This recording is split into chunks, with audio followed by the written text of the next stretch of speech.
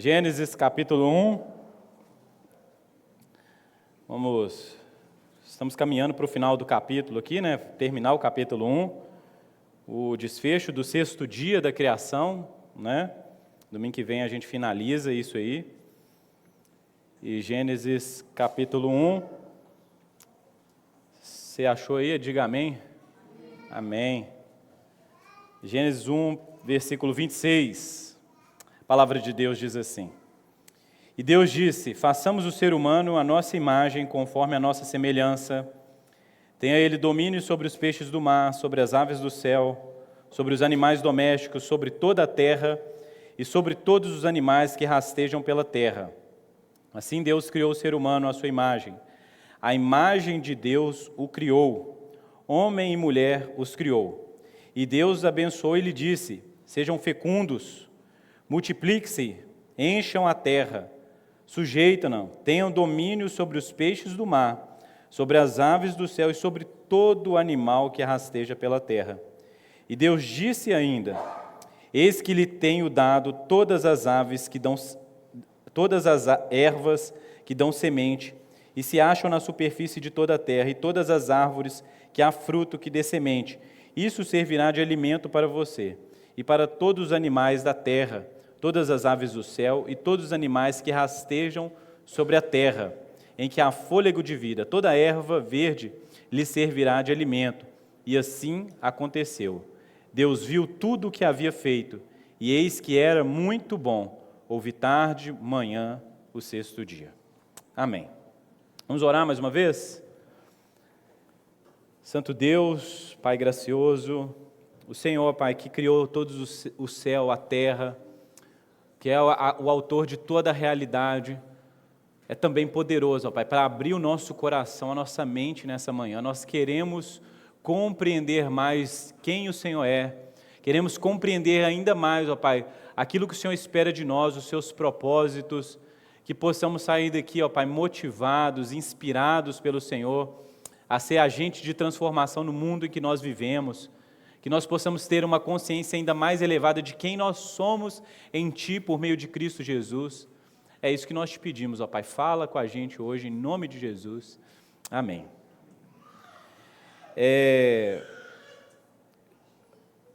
O Jonathan Haidt, que é um psicólogo, né, ele, em um dos seus estudos, né, ele sempre vai falando sobre isso, sobre como a humanidade ela tem caminhado para uma espécie de disruptura, né? Vocês lembram que teve essa série na Apple lá, né? Eu assisti poucos episódios, você me perdoa, mas a ideia eu peguei, né? O cara ia trabalhar e o que acontecia no trabalho, quando ele saía de lá ele não lembrava de nada, né? A mente dele ficava dividida, né? Então ele vivia uma realidade ali, quando ele saía, ele já não lembra de nada, dá uma ansiedade. Eu acho que é por isso que eu não consegui. Eu tenho propensão a ser uma pessoa ansiosa. Falei, meu Deus, o que está acontecendo? Falei, é demais para o meu coração, não vou aguentar. Mas o Jonathan Haidt fala sobre isso, né? A nossa geração é a geração mais desconectada com a realidade que já pisou na face dessa terra, né? Um dos motivos disso é esse negocinho que está aí na sua frente, aí, ó, o celular.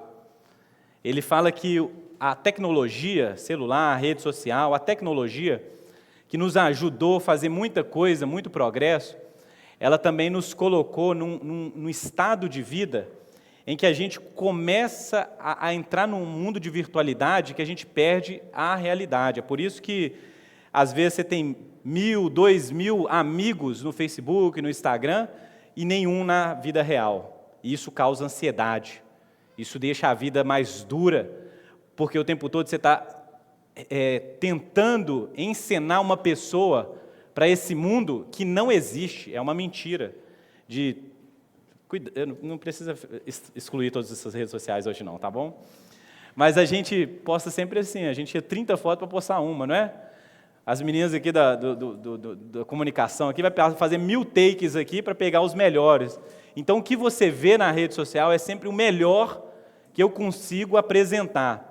Mas a verdade é que ninguém experimenta o nosso pior, a nossa decadência, o nosso pecado, as nossas fragilidades, os medos, né? Raramente alguém expõe isso, e quando expõe através de um roteiro. A pessoa faz um roteiro que seja chocante para captar o público, né? É assim que o mundo funciona no nosso tempo, né?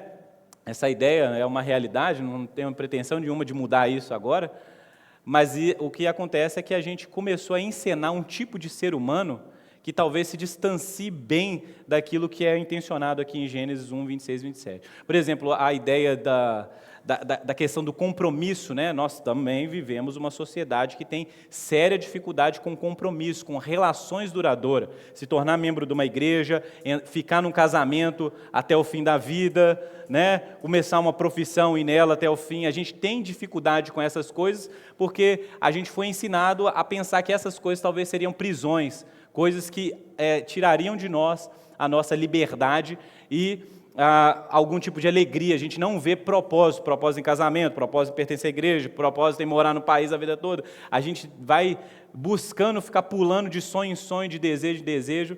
O Bauman, né, que é um sociólogo, ele vai falar que isso é fruto da modernidade líquida, né? Tudo se esvai, tudo escapa pelos dedos e a gente não tem nenhum tipo de algo concreto. Tudo isso nos assusta muito, né? É aquele negócio, namorou a vida toda, quando o homem pediu casamento, a mulher foi embora. Ela falou, não, casamento é demais para mim, é muita responsabilidade. Então, as responsabilidades, elas nos sufocam. Só que quando a gente olha para a Bíblia é um livro que nos coloca dentro de um cenário onde nós precisamos assumir responsabilidade, missão, propósito, trabalhar para coisas duradouras, não só coisas duradouras, coisas eternas, né? Então a gente vai falar um pouco sobre isso aqui, finalizando o relato da criação. A gente está indo para o final. A gente viu nesses últimos domingos como todas as coisas foram criadas, não o como, né? Mas o propósito dessas coisas, né? A ideia lá do John Walton, né? Não estamos explicando aqui a origem, centímetro por centímetro do universo. Não estamos falando aqui como a ciência descreve a realidade das coisas, estamos falando como Deus organizou esse universo, o universo criado. É verdade, Deus criou todas as coisas, os sistemas solares, as vegetações, tudo, Deus criou todas essas coisas, mas o texto bíblico está nos mostrando como Deus está organizando essas coisas através dos relatos dos dias. É a imagem da casa que eu falei para vocês no domingo passado, né? Como Deus está transformando um imóvel em um lar, né? É como a gente está organizando essa casa chamada terra, né? Que a Bíblia vai descrever aqui. Como o ápice da criação, vem o surgimento da humanidade. Se não fosse extraordinário olhar para o oceano, para o céu, para as florestas, para os biomas, para todas essas complexibilidades, né? Da realidade, de como é bonito, é belo, de como é majestoso, de como esse design todo aponta para um Deus criador dos céus e da terra. Se isso não fosse suficiente, no centro disso tudo está sendo criado o quê? A humanidade. A humanidade está sendo coroada como, dentre as criações, a mais bela. Então a gente vai falar um pouco sobre a criação do ser humano aqui e o papel do ser humano também nesse mundo criado, né? E veja bem a expressão que nós lemos aqui, que quando Deus faz isso é muito bom. Se todas as coisas são boas, a presença do ser humano nesse mundo habitável agora é muito bom. Talvez uma das coisas que você pode pensar ao fim desse sermão rapaz, realmente, apesar de às vezes me sentir a poeira do cosmo, como a gente falou no primeiro domingo, Deus ainda tem propósitos extraordinários para alguém como eu, né? Sou mais amado do que mereço, né? Deus tem ideias melhores do que eu imaginava a respeito de mim. Aqui não é autoajuda, né? Mas talvez você possa, ao final, perceber o valor que o ser humano tem, né? Que você tem dentro do plano de Deus, né? A gente começa o texto com o versículo 26 ali, né? Façamos o ser humano a nossa imagem, conforme a nossa semelhança. A ideia do façamos é como se Deus estivesse num conselho divino, se Ele tivesse reunido os céus e olhado para essa realidade onde o mundo está criado e pense, nós precisamos colocar alguém nesse lugar que possa espelhar o que Deus é na eternidade. Assim como Deus governa e domina e coloca em ordem todo o universo, alguém ou um ser precisa ser colocado nesse universo também, que tem atribuições semelhantes. E a ideia do façamos não é que os anjos tiveram participação na criação humana, mas que Deus, o triuno, Deus que é uma família, pensa sobre isso, né? Eu fiz o casamento seu, não é isso? Eu falei sobre isso, de como Deus é uma família, Deus é uma comunidade. Essa história de trindade, quando a gente vai estudar lá, vai começar isso depois, Deus é uma trindade, como eu não entendo muito bem, Pai, Filho e Espírito Santo, mas imagine Deus como uma família eterna, Pai, Filho e Espírito Santo vivendo em uma eternidade, se relacionando e se servindo e se amando mutuamente, né? A criação, por exemplo, não é criada para uma necessidade de Deus. Na mitologia antiga, a criação, os seres humanos, as coisas, elas precisam existir porque os deuses necessitam de serem alimentados por essas coisas. Por isso, os sacrifícios, sejam eles de animais, de coisas e de pessoas, né? Os deuses precisavam de comer. E eles comiam o quê? A coisa criada. O Deus da Bíblia, o Deus do povo hebreu e o Deus nosso, o Deus cristão, não é um Deus que necessita de alguma coisa. O apóstolo Paulo vai falar disso, que Deus não necessita de ser servido por mãos humanas. Então, por que Deus nos cria, então? Porque a criação é um transbordar da graça de Deus. Deus, que é uma comunidade, agora cria um mundo para que esse mundo também possa experimentar da sua realidade, a capacidade criadora de Deus, transbordadora de Deus. E agora Deus está criando o universo perfeito, bom, as coisas funcionam ordenadamente, do jeito que Ele intencionou na eternidade, nos seus decretos eternos, e no centro dessa criação a humanidade está surgindo, está emergindo ali como uma espécie de mordomo, alguém que é colocado nesse mundo para cuidar desse mundo e refletir nesse mundo quem Deus é na eternidade. Então o ser humano ele tem essa grande capacidade de ser nesse lugar aquilo que Deus é na eternidade.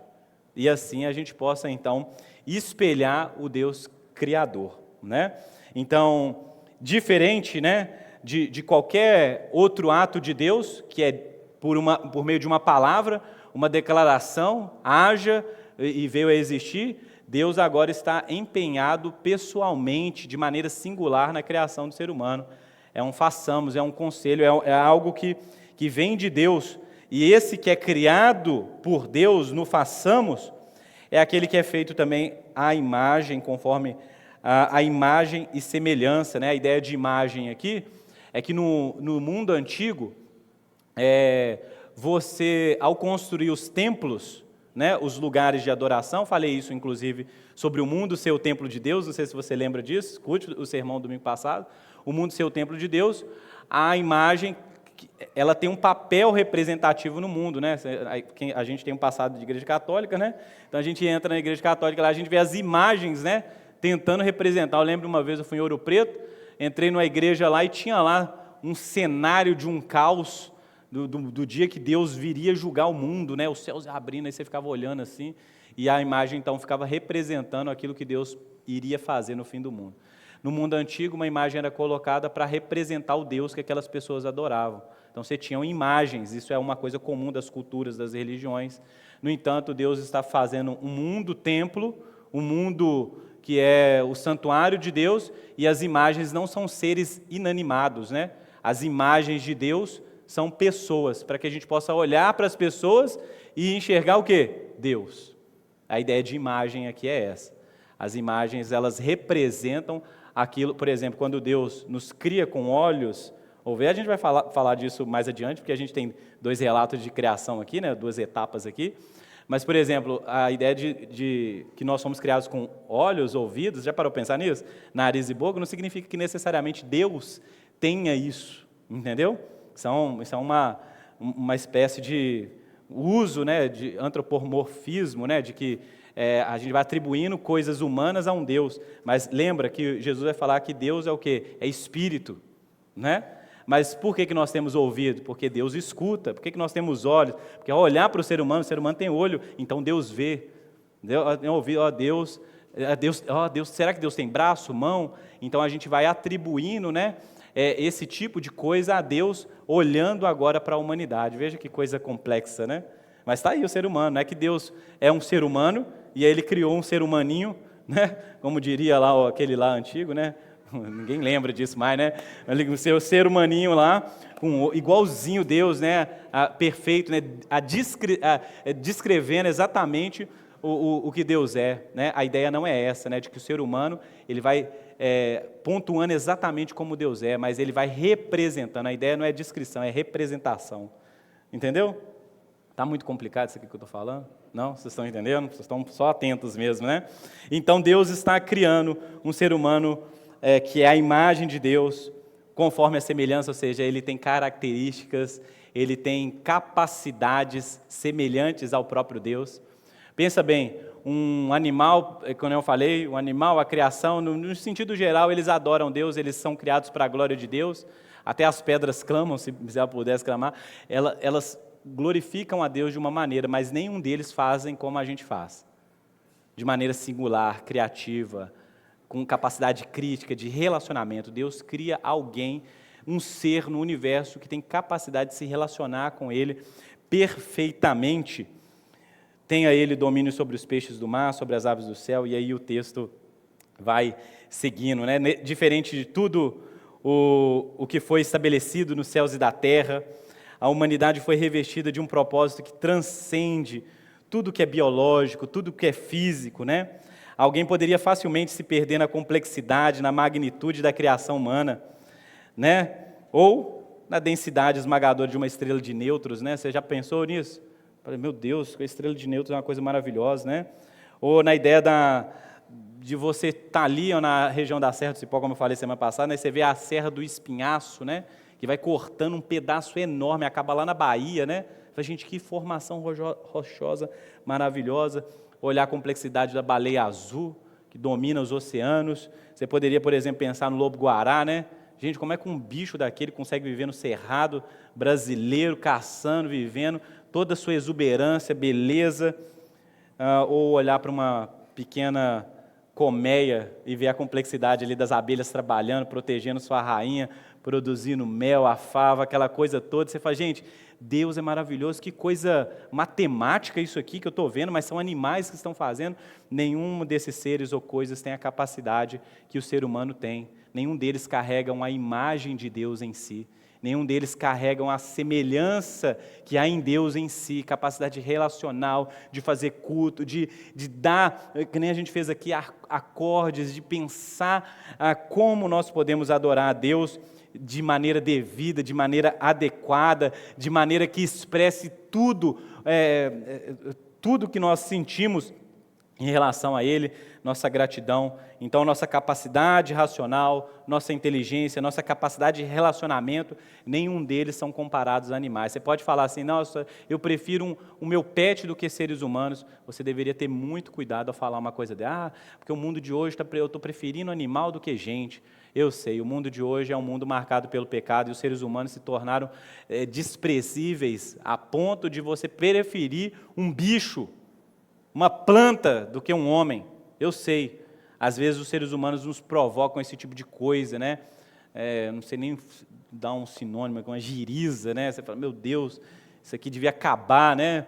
Mas a gente precisa olhar para o ser humano como o portador da imagem de Deus, mesmo que a imagem de Deus nesse humano, ela esteja fragmentada, ela esteja manchada, ainda assim essa pessoa foi criada à imagem e semelhança de Deus. Por mais desprezível que ela possa parecer, ou os atos dela possam sugerir a nós ainda deveríamos olhar essa pessoa com um valor intrínseco, que não pode ser encontrado em nenhuma outra coisa, nenhuma obra criada, ou em nenhum ser, nenhum animal, nada.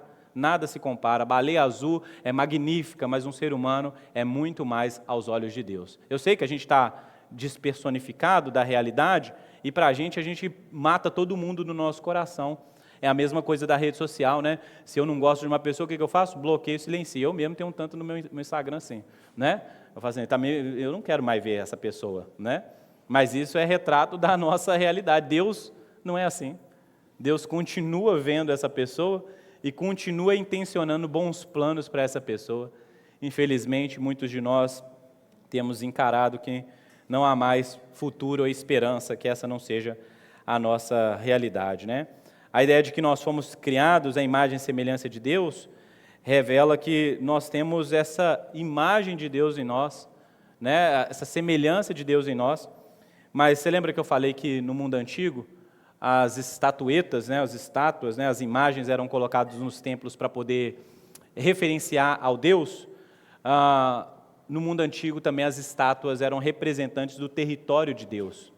Os gregos, por exemplo, eles usaram essa estratégia muitos anos depois dos povos mais antigos. O grego ele colocava várias estátuas no lugar, o Império Romano de alguma maneira manteve aquilo ali para representar o domínio, né, onde que era o território dos gregos, dos romanos. Uma estátua, um monumento era colocado, esses monumentos que a gente vê hoje em dia aí, muitos deles têm essa finalidade, né? Eles representam poder, o império chegou aqui, um país chegou aqui, um rei chegou aqui, e aqui pertence, ou seja, aqui está nessa jurisprudência desse território. O ser humano também foi criado dessa maneira. O ser humano foi colocado no mundo para que Deus possa dizer para as pessoas, coisas e animais que vivem nesse mundo, que aquele lugar tem também o quê? Um representante legal do governo de Deus. Engraçado que a gente ora, inclusive, Pai nosso, que estás no céu, santificado seja o teu nome, venha a nós o vosso, porque o ser humano é o representante legal de Deus nesse mundo, para que a gente possa, de alguma maneira, estender o governo e o reino de Deus nesse lugar onde nós habitamos. Por isso, lá em Gênesis 2, quando a gente vai falar da ideia do Adão ser colocado no jardim para cultivar e guardar, a ideia nunca foi um jardim restrito, como a gente faz aqui, um muro, né, uma praça, que ela fica limitada, mas a ideia do jardim era o quê? Expandir, para que o ser humano, ao crescer, ao se multiplicar, como está escrito aqui, ele pudesse também multiplicar o quê? Essa representação física de Deus. E assim a glória de Deus pudesse, como diz os salmos, os profetas, a glória de Deus se espalhar por toda a terra. Como que a glória de Deus se espalha por toda a terra? A partir do ser humano que deveria o quê? Representar e levar essa glória e presença de Deus para todos os lugares da terra. Por isso que Abraão, talvez eu esteja saindo um pouco do meu texto aqui, né? Por isso que Abraão é chamado para que através dele as famílias da terra fossem abençoadas.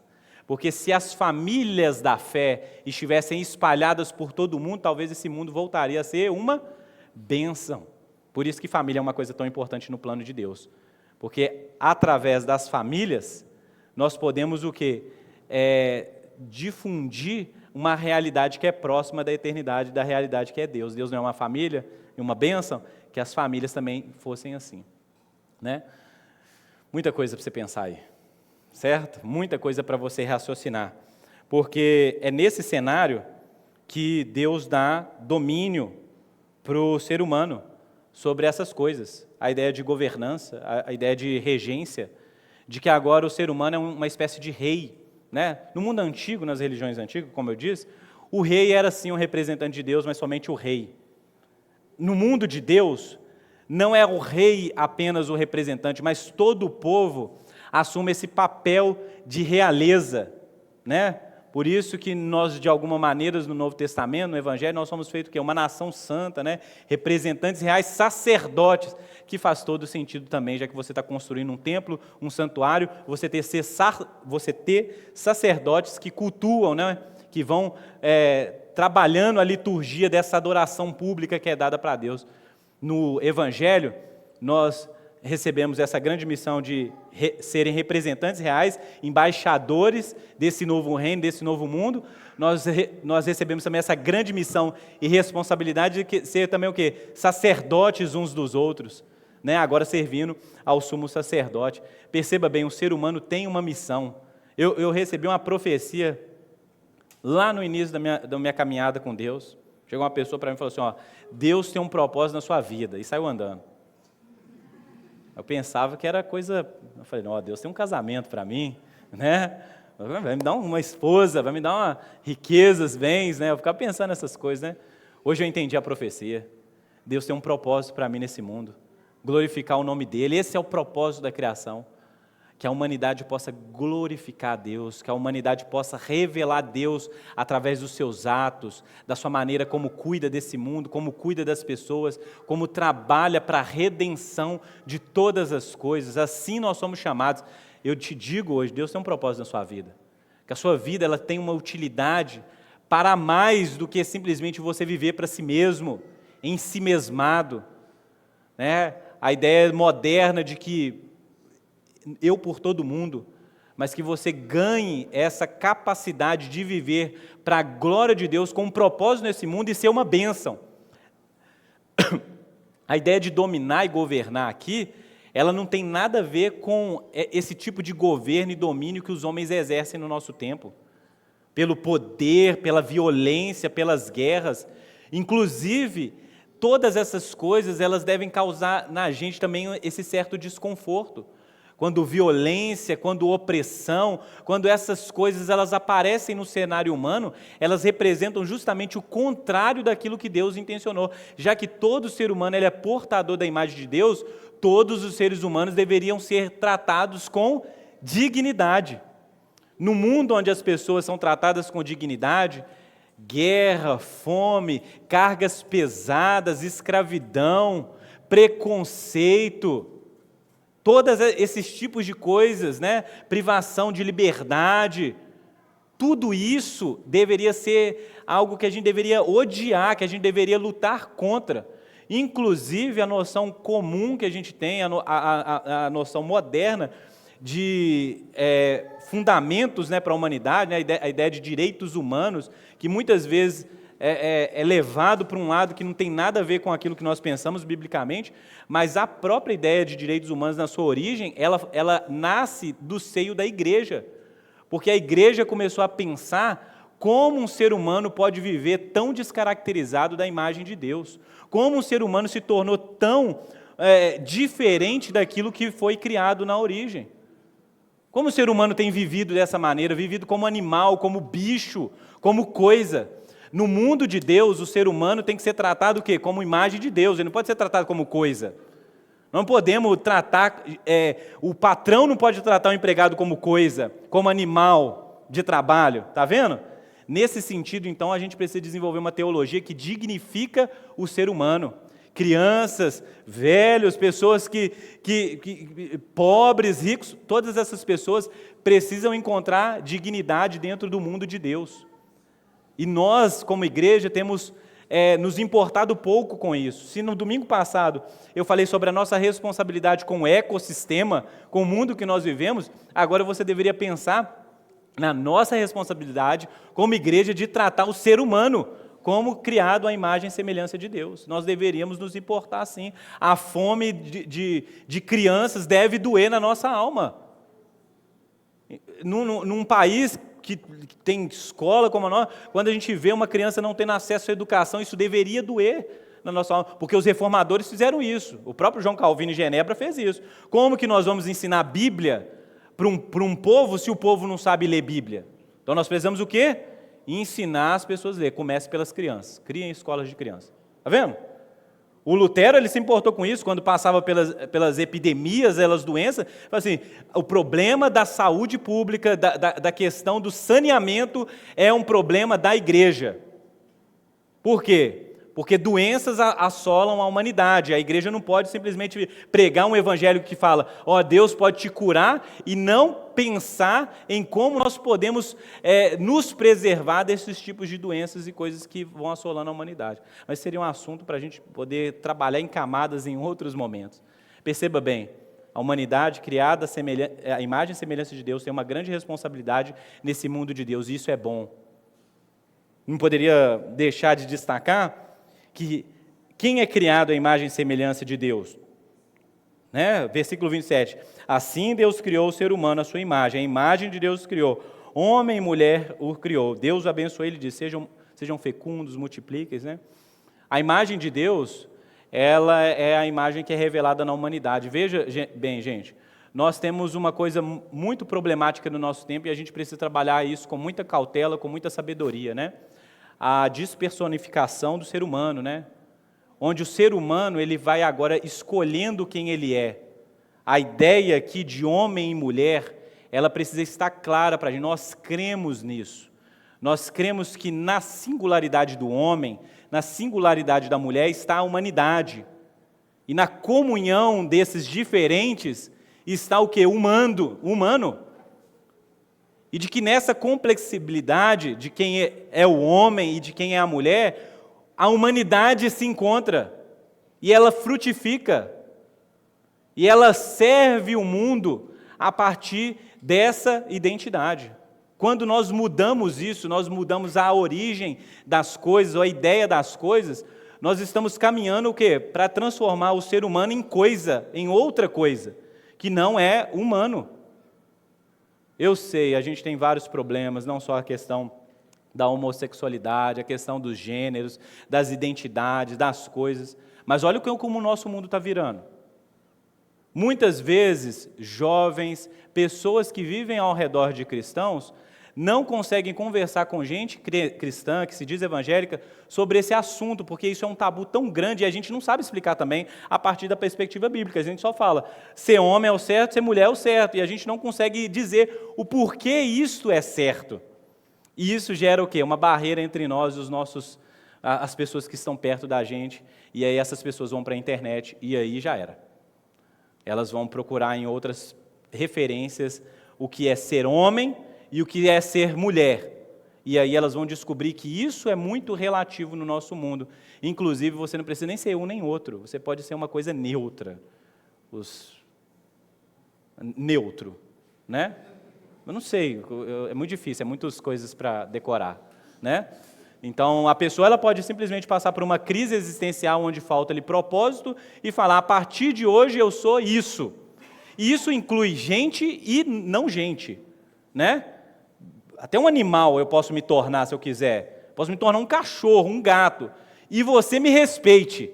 E eu exijo um respeito de uma coisa que é meio confusa, inclusive para mim, porque amanhã eu posso mudar de novo e ser uma outra coisa, posso ser uma planta, né? Então, assim, mas esse assunto é muito complicado, porque assim, está no fundamento da fé cristã a ideia do gênero. Homem e mulher fazem parte do plano original de Deus, assim que Deus nos criou, e as complexibilidades, as questões singulares, elas precisam ser mantidas e conservadas. Então, se Deus te criou assim, que você aprenda a viver desse jeito, encontrar o seu propósito no mundo em que Deus te criou. Tiago, mas eu estou confuso sobre a minha identidade. A Bíblia tem muito a dizer sobre isso. E você precisa entender o fundamento teológico que te guie. Se a gente tivesse aqui qualquer tipo de outro distúrbio aqui, de identidade aqui, que fizesse você se tornar uma pessoa, eu acho que eu sou o novo Hitler encarnado. Nós iríamos combater isso com ferro e fogo. Imagina um filho seu, um amigo seu, um colega de trabalho, falar, eu estou achando que eu nasci agora, eu sou o Stalin aqui, entendeu? Minha missão é essa no mundo. O que você ia fazer com essa pessoa? Você está maluco. Mas você não ia falar isso de cara, você ia trabalhar para que essa pessoa seja convertida desse pensamento errado. A mesma coisa nós precisamos trabalhar nessa geração. Como nós podemos pedagogicamente, com o amor de Cristo em nós, com toda a misericórdia, olhando para a dignidade do ser humano, ajudar eles a entender e ajudar a gente a entender o que a Bíblia ensina sobre o fundamento do ser humano. Homem e mulher os criou. O assunto da pregação não é esse, mas que você possa pensar sobre isso, e isso aqui dá outros bons papos para a gente, né? Deus criou o homem e a mulher, criou dois gêneros, esses gêneros se complementam. Esses dois gêneros, eles trabalham. A guerra do sexo que foi criada no nosso tempo também é um grande problema, onde homens e mulheres, né, você tem os red pills, as feministas, e você tem uma grande confusão, onde a gente vai se afastando e fazendo onde a gente vai só aumentando a violência, onde a gente vai aumentando o preconceito, onde a gente vai se tornando cada vez mais solitários. Gente, que mundo que nós estamos vivendo. Em vez da gente olhar para o outro, para o sexo oposto da gente, e ver ali beleza, a gente vê ali graça, a gente vê arte, a gente vê a imagem de Deus, a gente vê inimigo, a gente vê alguém que é contra nós. E que coisa complicada, mas no início não era assim. A gente vai passar por isso, a criação de Adão e Eva e a relação de como isso vai se difundir no casamento, mas eu queria que a gente pudesse pensar sobre isso, como o apóstolo Paulo foi categórico ao dizer que pelo Evangelho, não existe mais judeu nem grego, nem cita nem pardo, nem homem nem mulher, mas existe o quê? um povo alcançado por Deus, uma nova família, uma nova humanidade que está sendo agora reorganizada e está se tornando apta para viver nesse mundo em paz, em justiça, como governantes, representantes de Deus.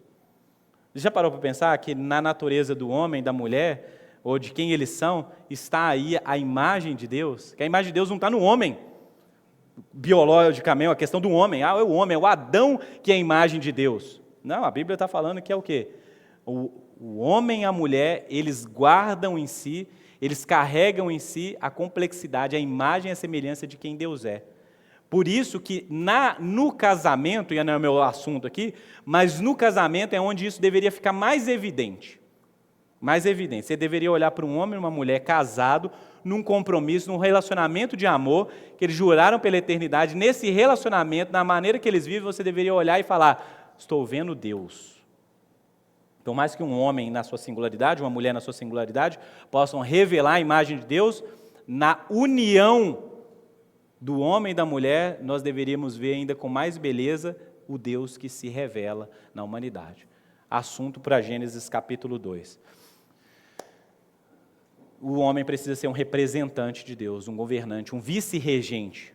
Esse é o mundo complexo com os seres humanos que estão sendo criados para governar, para desenvolver essa vice-regência, onde agora eles não são estátuas estáticas, mas eles são representantes funcionais desse mundo. Lembra que eu falei para você que Deus está organizando todo mundo nesses dias, nesses 6 dias? Deus está colocando as coisas, os animais nos lugares, os bichos nos oceanos, as águas em cima. Deus não está organizando esse mundo? Agora o ser humano também é criado para fazer essa mesma coisa. Que esse mundo que Deus coloca, a ordenança que vem logo a seguir não é mantenha do jeito que está, mas é o quê? Multiplicar, é reproduzir, é governar, é dominar, coloque em ordem. Agora nós ganhamos essa capacidade criativa de o quê? De moldar, de poder colocar, como eu disse no domingo passado, o pano na mesa, o quadrinho lá, falar assim, essa parede aqui ela vai ser terracota, essa outra aqui vai ser... É isso, Deus te deu essa capacidade de transformar e cuidar. É a beleza de Deus sendo revelada nos pequenos detalhes. Veja bem, a gente que está acostumado com essas coisas, né? Talvez os arquitetos aí, eles saibam mais do que a gente, né? Essas casas, tudo é vidro, quadrada, é a mesma coisa, né? E aí o cantor lá, eu esqueci o nome dele lá, o forrozeiro lá, ó. João Gomes, todo mundo está antenado, está vendo na internet o que está fazendo com a gente, né? O João Gomes falava que ele queria uma casa de verdade, com varanda, com janela. Aí está todo mundo querendo agora casa de verdade, né? Mas eu queria dizer o seguinte, que a gente pode querer uma vida de verdade.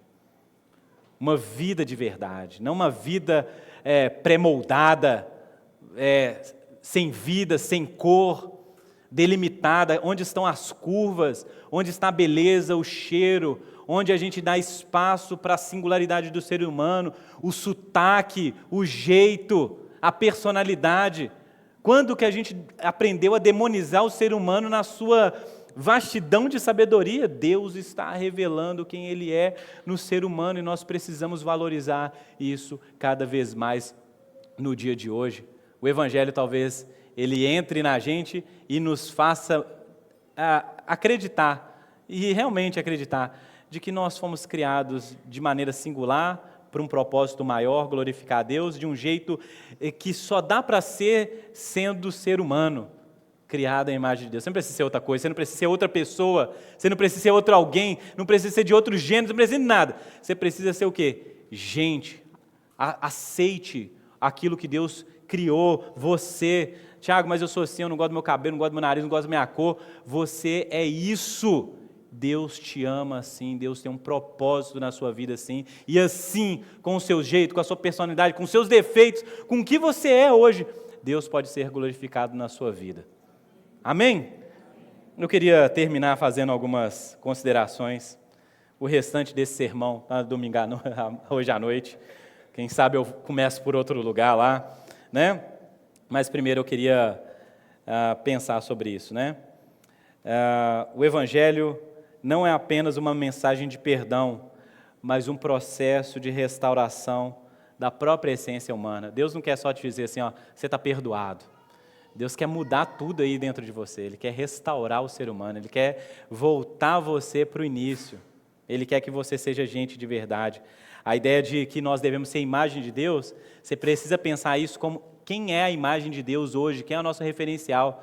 Se o Adão falhou em ser imagem de Deus no pecado, a gente sabe disso, nós sabemos que Jesus Cristo é a imagem de Deus. Colossenses capítulo 1 vai dizer que Ele é a imagem do Deus invisível. Agora nós podemos ver na pessoa dele o que é ser gente. Homens e mulheres podem olhar para Jesus e fazer a seguinte pergunta: como eu posso ser gente? E aí você vê em Jesus, no ministério de Jesus, na vida de Jesus, o que é ser gente, como Jesus tratava as pessoas, como Ele falava, como Ele servia a Deus, como ele era. Busque ser igual a Jesus, busque refletir quem Jesus é, porque como diz Romanos capítulo 8, 29, nós somos predestinados para ser o quê? Conforme a imagem de Jesus, o Filho de Deus. Você não foi criado para ser outra coisa, você foi criado para ser igual a Jesus.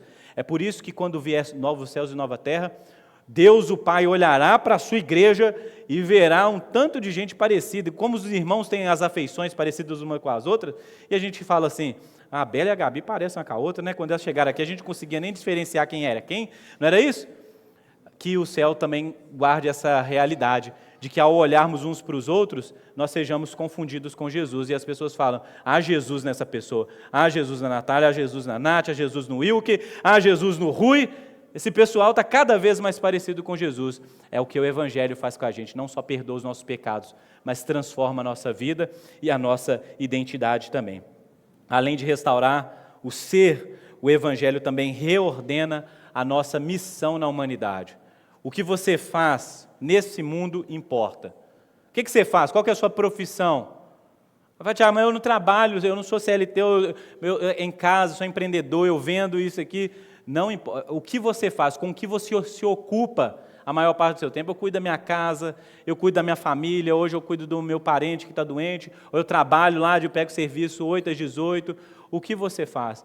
Entenda que Deus tem um propósito nessas coisas, que através da sua vida integral, não só o seu trabalho, o seu relacionamento, as coisas que você faz na sua hora de lazer, tudo na sua vida precisa ser rendido a Deus como um culto. Tudo. Talvez seja por isso que o Catecismo Menor de Westminster, né, assim como tantas outras confissões de fé, elas falam que o propósito essencial, o propósito fundamental da humanidade é o quê? Glorificar a Deus e viver o quê? Para a sua glória. O John Piper vai falar o quê? Encontrar satisfação em Deus. Né? Talvez seja esse o propósito da nossa vida. Enquanto nós vivemos isso aqui, levando o cachorro para passear, menina à escola, casando, fazendo comida, carregando não sei o quê, pintando a parede, cuidando do jardim, pegando o ônibus, sei lá o que você vai fazer essa semana, que você possa ser incendiado com a vontade de glorificar a Deus e encontrar prazer nisso, em dizer, Deus, eu poderia ser muitas coisas nesse mundo, mas eu sou isso aqui, usa-me, e veja graça nisso, alegria. Você não precisa ser ninguém, você precisa ser você mesmo. Você precisa ser uma pessoa que é criada à imagem e semelhança de Deus. Você precisa ser uma pessoa que é orientada pelo Espírito Santo e glorifica a Deus nisso aí. Por mais que você fale, eu não gosto disso, eu não gosto de mim, Tiago. Eu nasci, minha perna é maior do que a outra, ali, eu ando mancando. Meu filho, existe uma forma de você glorificar a Deus assim. O mais maluco que possa parecer isso.